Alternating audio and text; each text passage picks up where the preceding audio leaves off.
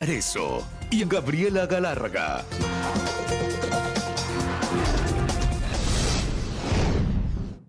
Muy buenas tardes, bienvenidos. El Consejo de Participación Ciudadana y Control Social reconsiderará la votación a través de la cual se designó a Dunia Martínez como presidenta del Consejo de la Judicatura.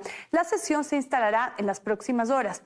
Nos vamos a contactar ahora con Daniela Valencia, quien ha seguido este tema para que nos cuente los detalles. Dani, buenas tardes. ¿Qué tal, compañeras en estudio, amigos televidentes? Así es, este día será decisivo para determinar quién presidirá el Consejo de la Judicatura, pues hoy se tiene previsto que en la sesión del Consejo de Participación Ciudadana y Control Social se dé un proceso de reconsideración.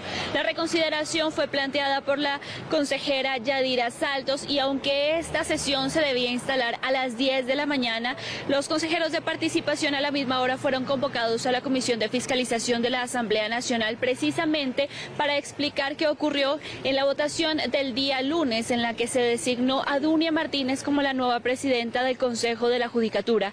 Pues recordemos que durante esta sesión la moción presentada por la vicepresidenta Michelle Calvache tuvo 3 votos a favor y el voto dirimente del presidente Andrés Fantoni. No obstante, la consejera Nicole Bonifaz denunció que no se le permitió el acceso a la sesión, que estuvo 5 minutos en sala de espera y que por lo tanto no pudo ejercer su derecho al voto.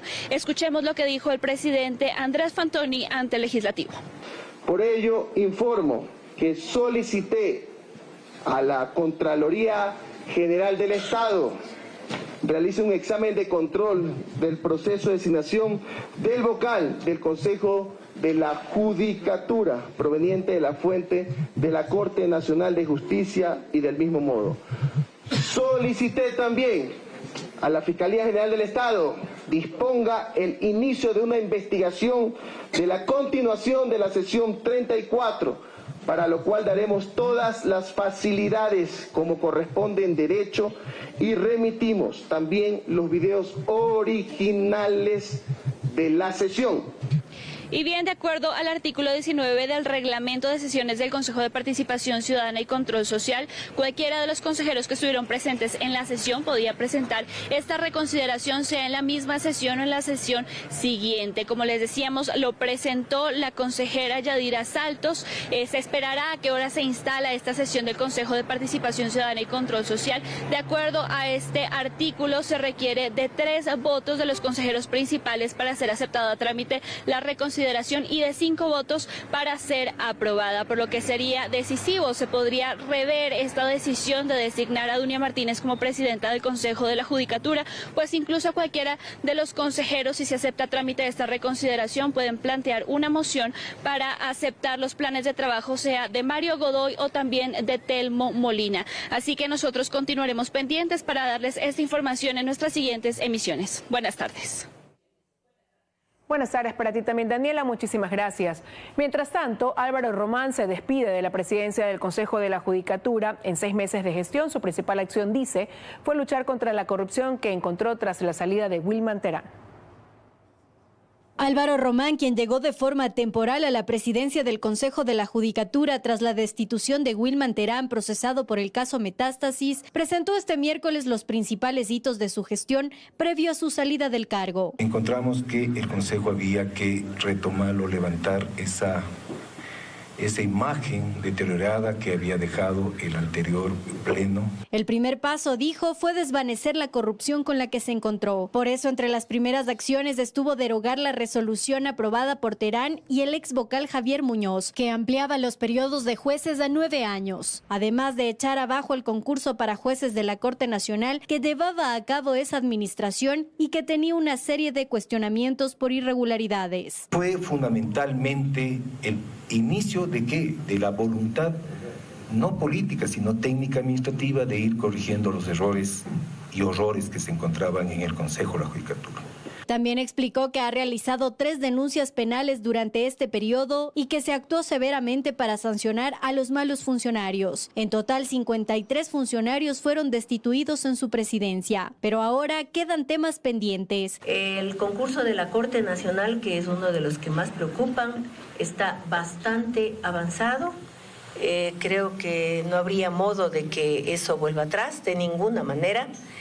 El concurso del Banco de Elegibles es imposible que se pare porque ya sería irnos contra las propias necesidades de la función judicial.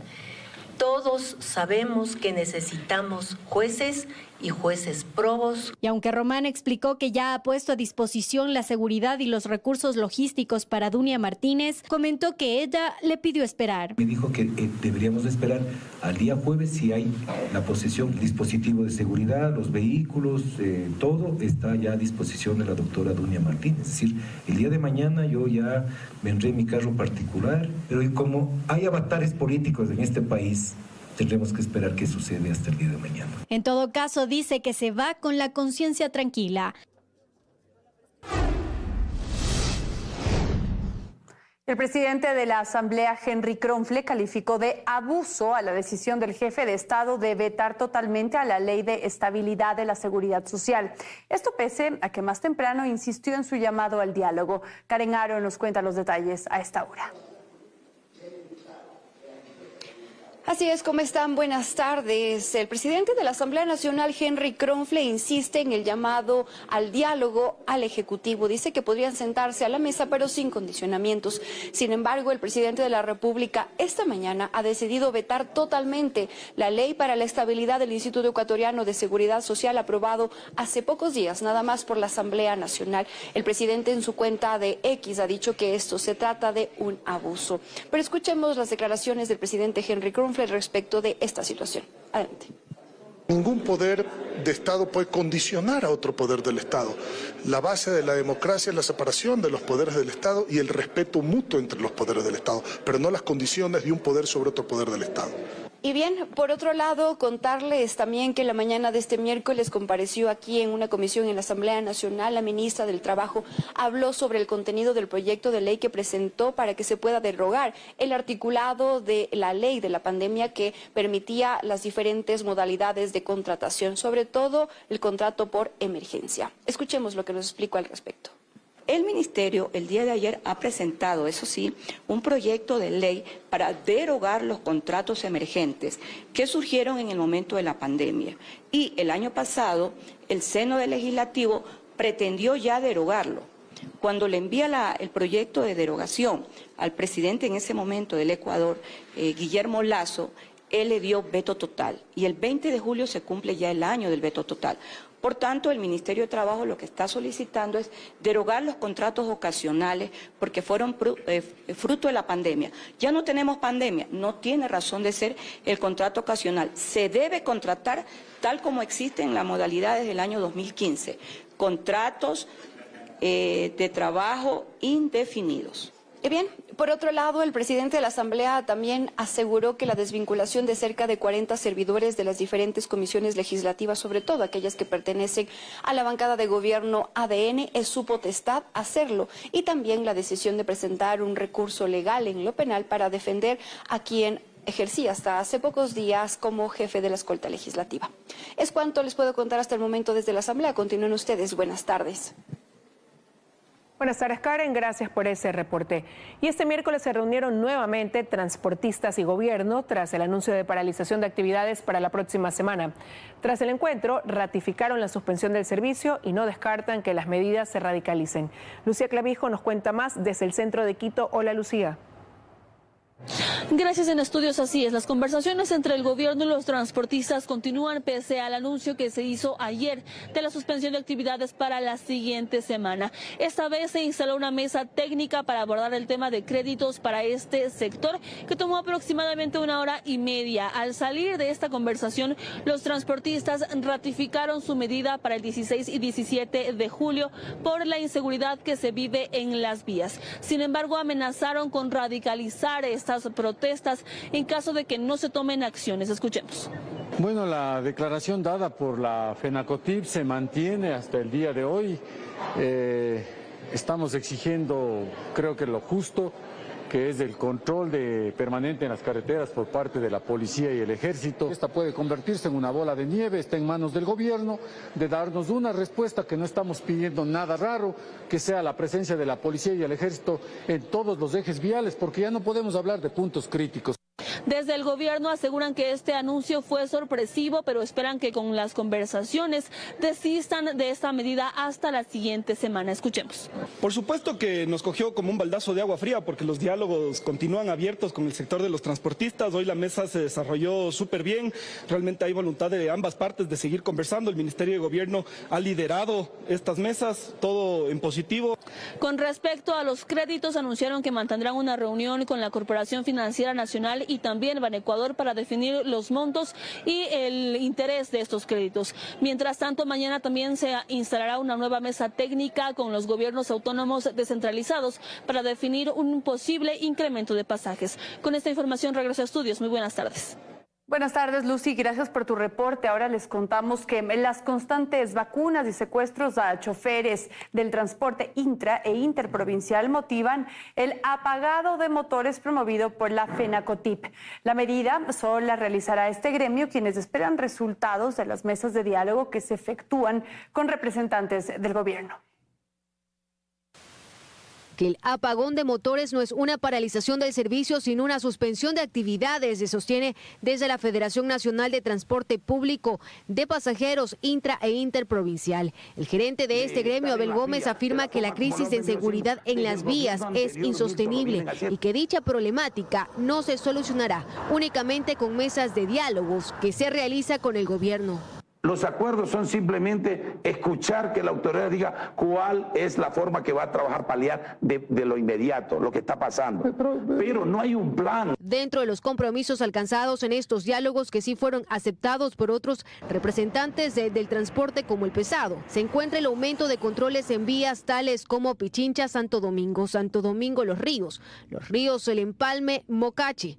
Justamente anillos viales disputados tanto por bandas delictivas como los Lobos y los Choneros. De este último grupo, 3 miembros fueron capturados la noche de este 9 de julio. Esto tras robar y secuestrar por 9 horas al chofer de una línea de transporte urbano de Quevedo. Nuestras operadoras están vacunadas. Ahí hay que elaborar una letra mensual, diaria, para que usted pueda trabajar. Según datos de los mismos transportistas, de enero del 2023 a la fecha se han reportado 240 casos entre secuestros, robos y hasta asesinatos a choferes. La FENACOTIP, pese a haber ya anunciado la suspensión del servicio de transporte urbano el 16 y 17 de julio, no descarta declinar la medida de obtener resultados y garantías de los acuerdos con el gobierno.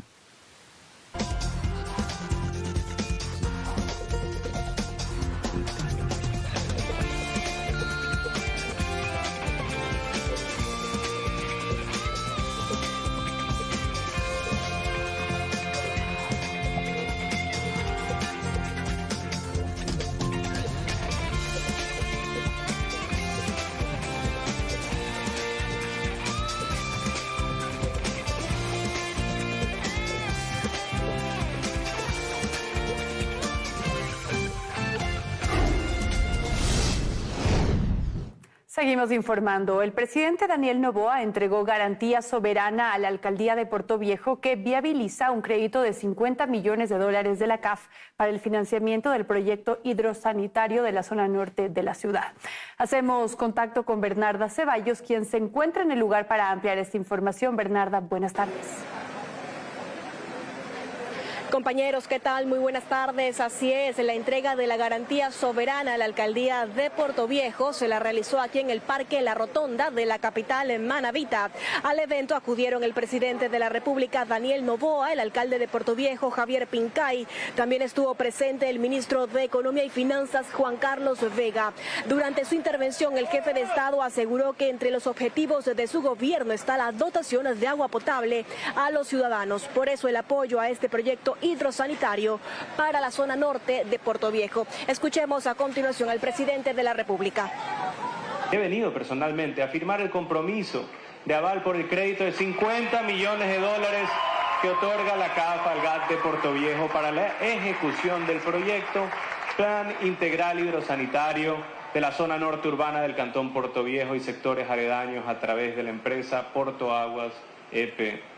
Lamentablemente hay otros alcaldes y prefectos que creen que el aval soberano es nomás firmar un papelito y ya está, y ni siquiera agradecen, es más, hasta quieren braviar.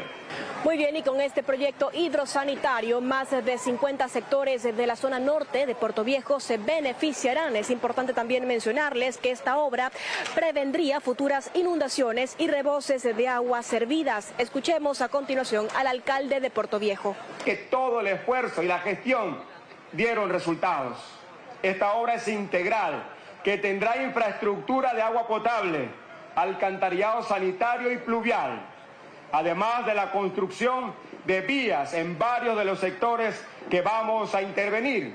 Muy bien, y de su parte, la asambleísta del oficialismo, Valentina Centeno, también se refirió a la otra garantía soberana que fue destinada a la prefectura de Manabí para la construcción de vías en la provincia. La legisladora también resaltó el traspaso de la cúpula militar y policial a Manabí, lo que ha permitido reducir las muertes violentas en la zona, de acuerdo a la legisladora. De su parte, el alcalde de Puerto Viejo, Javier Pincay, aseguró que el gobierno sí cumplió con su solicitud de militarizar la capital manabita. Escuchemos a la legisladora Valentina Centeno y al alcalde de Puerto Viejo. Me alegra decirles que al fin la capital de Manabí no es el epicentro del abandono, no es el epicentro de la corrupción ni los sobreprecios. Se ha visto que hay presencia militar en el cantón, esperamos de que se siga intensificando para que bajen los índices de peligrosidad. Es decir, ¿el gobierno cumplió con su solicitud de militarización? Sí cumplió porque hubo la excepción en algunas provincias, incluida Manabí.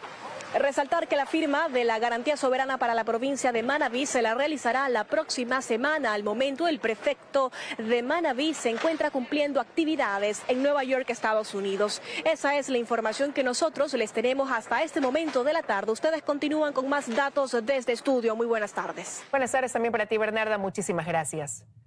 La Policía Nacional localizó viviendas que eran utilizadas por integrantes de la banda Los Choneros como centro de almacenamiento de armas en Manabí. Además, en esta misma provincia, las Fuerzas Armadas desarticularon a una presunta red de microtraficantes. De esta manera, durante la mañana de este miércoles 10 de julio, en el sector de Santa Ana, provincia de Manabí, la Policía Nacional intervino viviendas que eran utilizadas como centro de almacenamiento y comercialización de armas de fuego y municiones. Estas localidades estaban siendo habitadas por el grupo terrorista Los Choneros, donde fueron aprehendidos 3 presuntos implicados por el delito. La Policía Nacional recogió los siguientes indicios: 8 armas de fuego, 4 alimentadoras, más de 100 cartuchos, un chaleco antibalas, 5 celulares y una motocicleta. En esta misma provincia, en el cantón Jaramillo, mientras las Fuerzas Armadas realizaban un patrullaje de control de armas, municiones y explosivos, logró detener a un vehículo en el que se transportaban presuntos integrantes de una red de microtráfico. Al percatarse de la presencia militar, intentaron evadirla.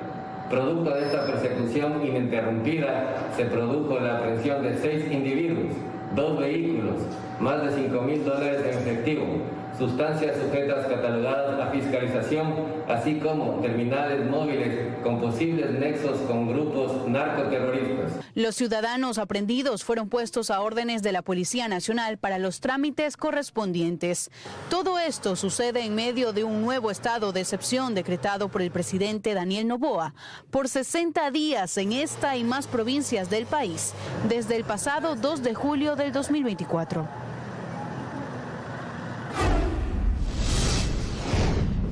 Y durante el segundo día de operativos del bloque de seguridad en Ciudad Victoria, ubicado al noreste de Guayaquil, los uniformados encontraron a un menor de edad con tatuajes de la banda delictiva Los Fatales. Además, hallaron 2 armas y un chaleco antibalas. Hacemos contacto con Ricardo Alcíbar para ampliar esta información. Buenas tardes, Ricardo. Adelante.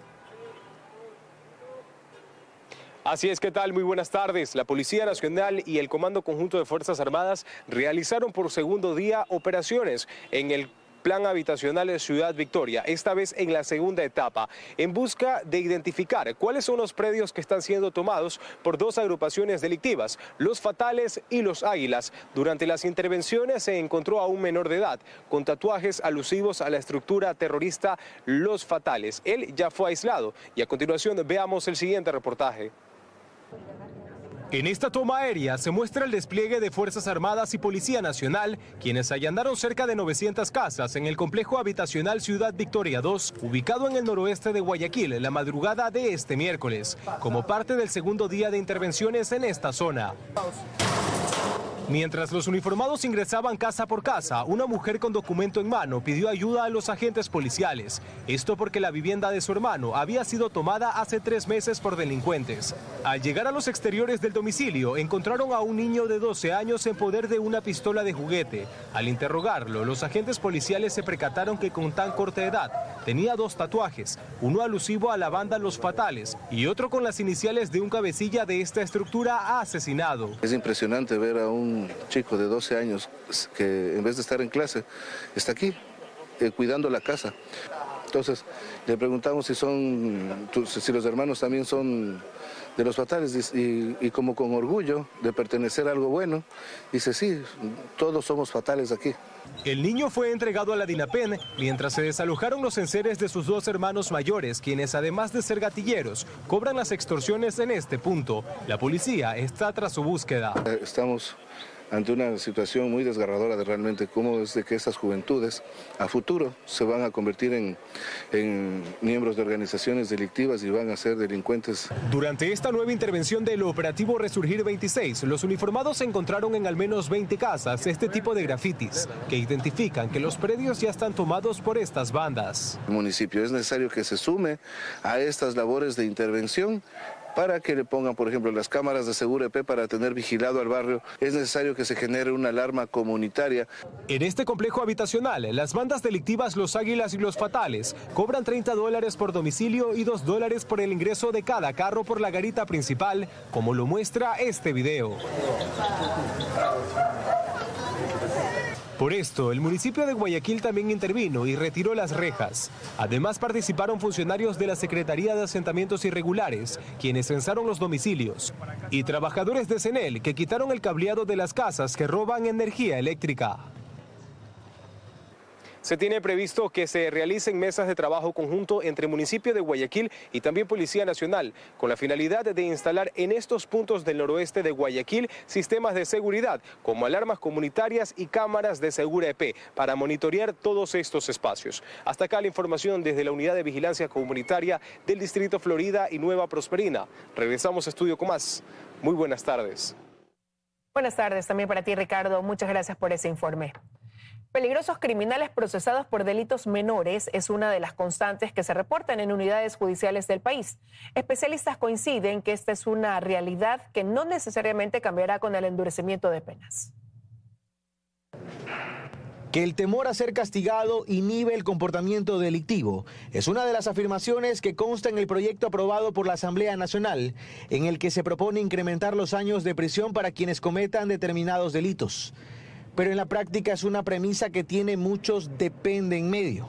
Roberto Santamaría es el jefe de la policía en el distrito Nueva Prosperina, noroeste de Guayaquil, uno de los más conflictivos de la ciudad.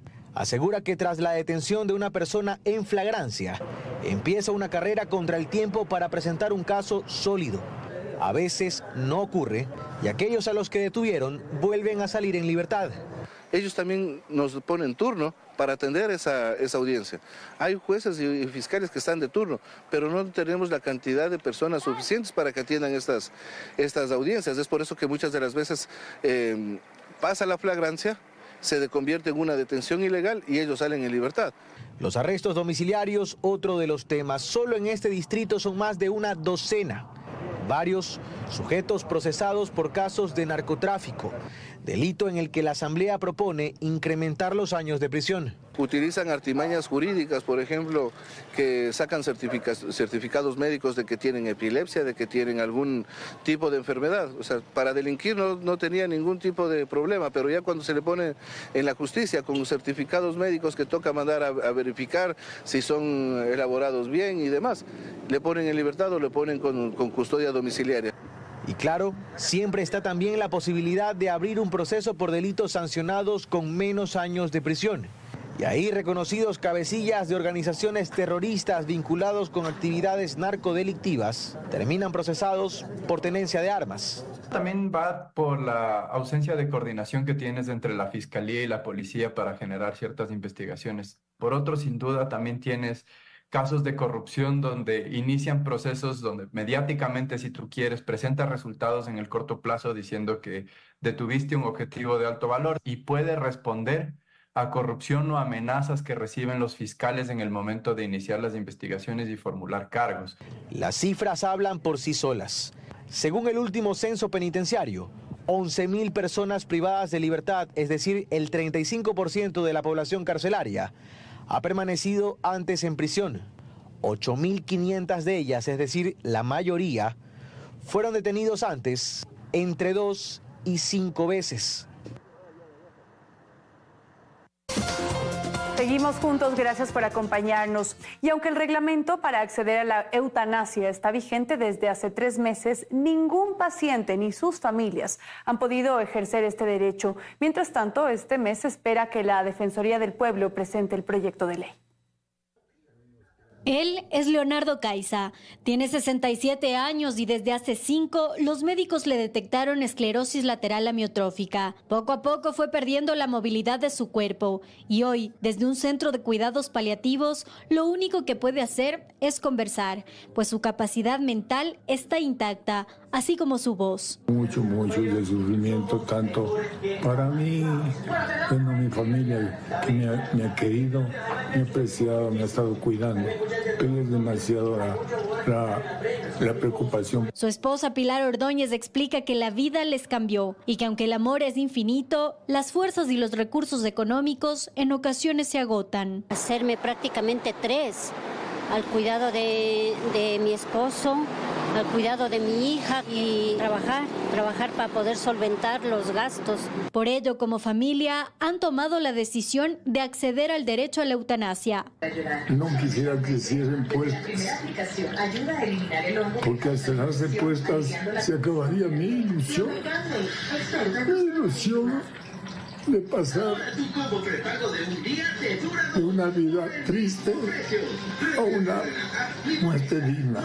El reglamento para aplicar la eutanasia ya fue publicado en registro oficial hace casi 3 meses. Sin embargo, Pilar explica que hay desconocimiento en las instituciones para poder realizar los trámites requeridos. Está bastante complicado porque me toca estar pidiendo de favor que me ayuden, que me den los certificados e incluso en las notarías no tienen conocimiento sobre esto. El médico Esteban Ortiz sostiene que las familias deberían recibir el apoyo necesario en un proceso tan complejo como este. Aquí el paciente tiene que estar tocando puertas, buscando médicos, y así me han llamado a mí varios pacientes a pedirme ayuda, a que les busque un personal médico que les pueda ayudar. Mientras otros casos aparecen, las instituciones trabajan en el mandato de la Corte Constitucional. Es así que la Defensoría del Pueblo presentará ante la Asamblea Nacional el proyecto de ley que regula la eutanasia antes de que termine el mes de julio, aunque tenía plazo para hacerlo hasta agosto. Por su parte, el legislativo tendrá 1 año para aprobar la norma. Estudiantes de medicina, enfermería y odontología realizaron este miércoles un plantón en la Asamblea Nacional por las inconsistencias presentadas en el examen para el ejercicio profesional tomado por el Consejo de Aseguramiento de Calidad de Educación. Según los médicos, de las más de 8.000 personas que rindieron la evaluación, solo el 30% lo aprobó y el resto presentó inconsistencias. Por ello, solicitan a esta entidad que se tome un nuevo examen en un plazo de 7 días.